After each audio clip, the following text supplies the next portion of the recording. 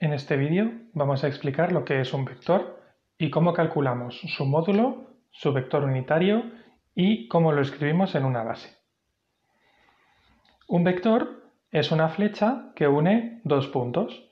Esta flecha que une dos puntos puede representar una magnitud física como por ejemplo la posición, la velocidad, la aceleración o la fuerza. En este caso hemos marcado una serie de puntos en este gráfico. El punto A, el punto B y el punto C. ¿Cuál sería el vector que une el punto O del origen con el punto A? Sería una flecha que va desde el origen hasta A. Este vector es un vector que vamos a llamar vector A, o también podemos llamar como desde O hasta A. Los vectores siempre se llaman o bien con una letra minúscula, latina, o bien con dos letras mayúsculas, latinas también, que representan desde dónde hasta dónde va ese vector. Y se les pone una flecha en la parte superior.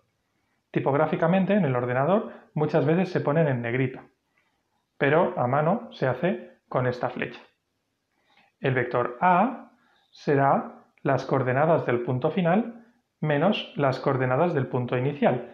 En este caso, el punto final, que es el punto A, tiene de coordenadas 1, 2 y 3 en el eje X y 2 hacia abajo, es decir, menos 2, en el eje Y. Y el origen de coordenadas es el 0, 0. Por lo tanto, 3 menos 0 será 3 y menos 2 menos 0 será menos 2. Si pensamos que estos vectores que vamos a dibujar fuesen, por ejemplo, fuerzas, tendríamos que poner detrás las unidades. Las fuerzas se miden en newtons, pues estos serían newtons. De la misma forma podemos hacer el vector B. Este sería el vector B, que lo representaríamos con una B minúscula o desde O hasta B. Y sus componentes serían hacia la derecha 1 y hacia arriba 3. Esa es otra manera de ver las componentes de un vector. Si B fuese una fuerza, newtons. Si fuese velocidad, pondríamos metros por segundo o lo que fuese. ¿De acuerdo? Entonces tendríamos esos dos vectores y el vector C, que sería un vector como este, C, o bien desde O hasta C, y podemos hacer, insisto, las dos cosas. Podemos escribirnos las coordenadas del punto C, que es menos 3, menos 3, y hacer la diferencia, menos 3, menos 0 sería menos 3, y menos 3, menos 0 sería otra vez menos 3, o fijarnos que nos movemos 3 hacia la izquierda y 3 hacia abajo. Por lo tanto, 3 hacia la izquierda menos 3 y 3 hacia abajo otra vez menos 3. Y si esto fuese una fuerza, sería newton. Estos serían los vectores escritos con sus componentes. Vamos a calcular el módulo del vector. El módulo es lo que equivale a la longitud de esa flecha que estamos dibujando. Y para calcularlo utilizaremos el teorema de Pitágoras. El módulo de un vector, por ejemplo del vector A, va a ser la componente x de ese vector al cuadrado más la componente y de ese vector al cuadrado. Y todo esto raíz cuadrada. Fijémonos que el módulo del vector A es un único número, a diferencia del propio vector que tiene dos componentes. ¿Cómo hemos hecho esto? Hemos cogido la base y la altura de este triángulo que es rectángulo y con ello nos ha dado la hipotenusa. En el caso del módulo, lo que vamos a hacer para escribirlo es poner dos rayas a los lados como si fuese un valor absoluto de un número o simplemente quitar la flecha del vector.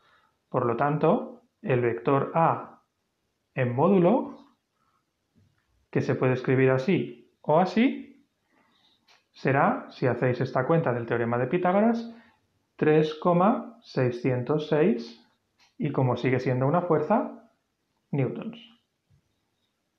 Fijémonos que el módulo tiene las mismas unidades que el vector. Si hacemos el mismo cálculo con el vector b, el módulo del vector b nos sale 3,162 newtons. Y si lo hacemos con el vector c, el módulo del vector c sale 4,243 newtons. Observamos en este dibujo que efectivamente el vector c es más largo que el vector b, que es el más corto, y el vector a está en el medio. El vector no nos interesa, no nos informa de si estos vectores van hacia arriba, hacia abajo, a la izquierda o a la derecha. Simplemente nos dice cómo de larga es la flecha. Vamos a calcular ahora el ángulo que forman estos vectores con el eje X. Para calcular este ángulo, calcularemos el arco tangente. Por ejemplo, si es del vector A, es el arco tangente, es decir, el inverso de la tangente, de la componente Y entre la componente X. Siempre en este orden, Y entre X, y conservando sus signos. Pero además de eso, tendremos que ir con cuidado, porque la calculadora a veces nos da el resultado que no es el que esperamos. Veamos lo que ocurre. Si hacemos el ángulo de A y ponemos en la calculadora el arco tangente de -2 dividido entre 3, con la calculadora en grados, nos saldrá que es menos 33,69 grados. Este ángulo es correcto, es un ángulo negativo y es más pequeño que 90. Recordemos que los ángulos se miden siempre desde el eje X y en el sentido antihorario. Por lo tanto, este, como es negativo, se mide en sentido horario. Y es menor que 90, por lo tanto no hemos llegado hasta aquí. De hecho, es bastante menor que 90 porque es 30, es como un tercio. Así que tiene sentido este ángulo. Veamos qué ocurre si calculamos el dB. Si calculamos el dB, pues vamos a la calculadora, ponemos 3 dividido entre 1, que es 3, arco tangente con la calculadora en grados, y nos sale 71,57 grados. Aquí no hay ningún problema. ¿Por qué no hay ningún problema? Porque vemos que es un ángulo positivo, es decir, desde el eje X hacia arriba, perfecto, y además vemos que es un ángulo más pequeño que 90, pero cercano a 90, no es 30, que está muy lejos, este está bastante más cerca de 90, como nos indica este vector b, que está bastante cerca del eje Y, que serían los 90 grados. ¿Qué ocurre si calculamos el ángulo del vector c? Pues si vamos a la calculadora y dividimos -3 entre -3, nos va a dar 1, y el arco tangente de 1, la calculadora nos dice que es 45 grados. Es decir, que el vector c está aquí. Y evidentemente no está ahí. Tenemos que recordar que cuando hacemos trigonometría, siempre las funciones trigonométricas tienen dos posibles inversas. Si estamos hablando de un ángulo como este, que sería el de 45 grados, tiene la misma tangente que este ángulo de aquí. ¿Cómo distinguimos si es el de arriba o el de abajo? Pues hombre, con el dibujo es muy fácil. Se ve que es el de abajo.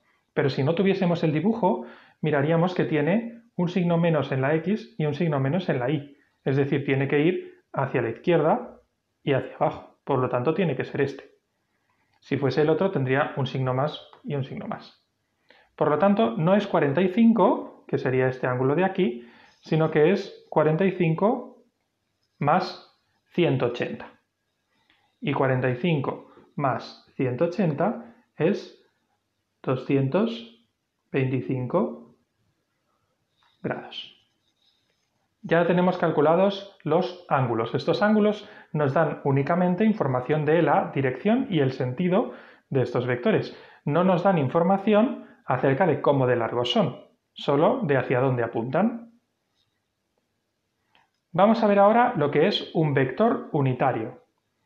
Un vector unitario lo vamos a representar siempre como el mismo vector, pero en lugar de con una flecha, con un gorrito. Este A gorrito es un vector que apunta en la misma dirección y sentido que A, pero que tiene módulo 1.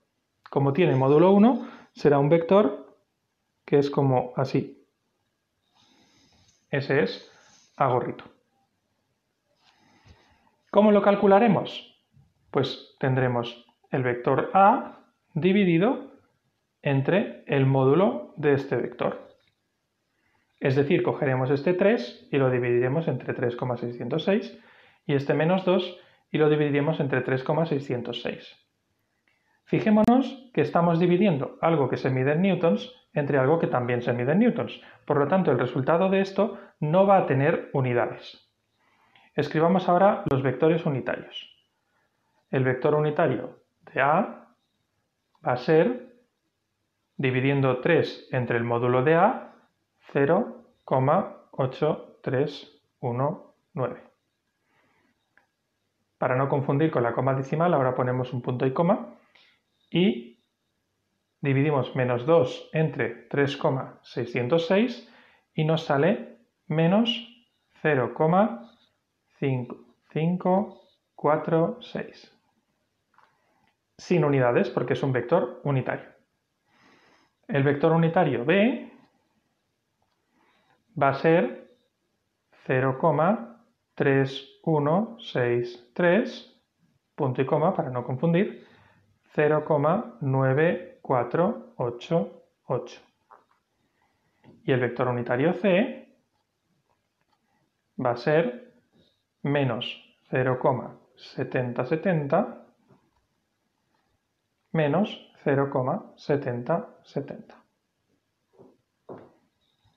Fijémonos que la componente primera, la componente x del vector unitario A es mayor que la componente y del vector unitario A. Es decir, se mueve más hacia la derecha que hacia abajo. Además observamos que conservamos el signo más del eje x porque nos movemos a la derecha y menos del eje y porque nos movemos a la izquierda, hacia abajo, perdón. Entonces, efectivamente, vemos que este vector se mueve hacia la derecha y hacia abajo, pero más hacia la derecha que hacia abajo. Nos cuadra. Si observamos el vector unitario del B, veremos que la componente y es mucho mayor que la componente x y además las dos son positivas, por lo tanto nos movemos a la derecha y arriba, pero más hacia arriba que a la derecha. Efectivamente, eso es lo que ocurre. Y con C nos movemos hacia la izquierda y hacia abajo, pero lo mismo. Y por eso tenemos el ángulo de este de aquí sería 45 grados, pero si lo cogemos desde el eje X, 225. La información que nos dan los vectores unitarios y los ángulos es la misma, con la ventaja de que teniendo el vector unitario yo puedo escribir A como su módulo por su vector unitario. Y puedo escribir B como su módulo por su vector unitario. Y puedo escribir C como su módulo por su vector unitario. Esto es interesante cuando queremos diferenciar la longitud de la flecha de su dirección, cuando necesitamos, por algún motivo del problema, decir esto es así de largo y además apunta en esta dirección y en este sentido. Finalmente, vamos a hablar de lo que se conoce como la base canónica. La base canónica son dos vectores unitarios que son muy importantes y tienen un nombre propio.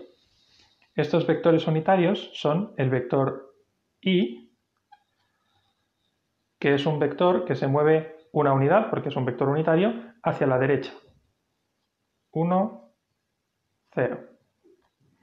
Este vector se escribe con una i, no se le pone el puntito a la i, y como es unitario, le ponemos un gorrito. Tenemos otro vector equivalente, que es el vector unitario j, que es el que se mueve 0 en horizontal y 1 en vertical. Estos vectores son muy interesantes porque nos permiten escribir esto de aquí, que es un paréntesis con una coma, que no es agradable a la hora de escribir, como un producto de la siguiente manera. yo puedo escribir A como 3 veces 1, 0 más menos 2 veces 0, 1. Pero 1, 0 hemos dicho que era I y 0, 1 hemos dicho que era J.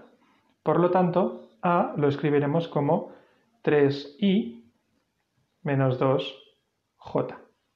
Y como es una fuerza, pondremos detrás las unidades. Estas unidades, para que afecten a los dos términos, las vamos a poner con un paréntesis. Y así es como escribiremos los vectores en los problemas de física.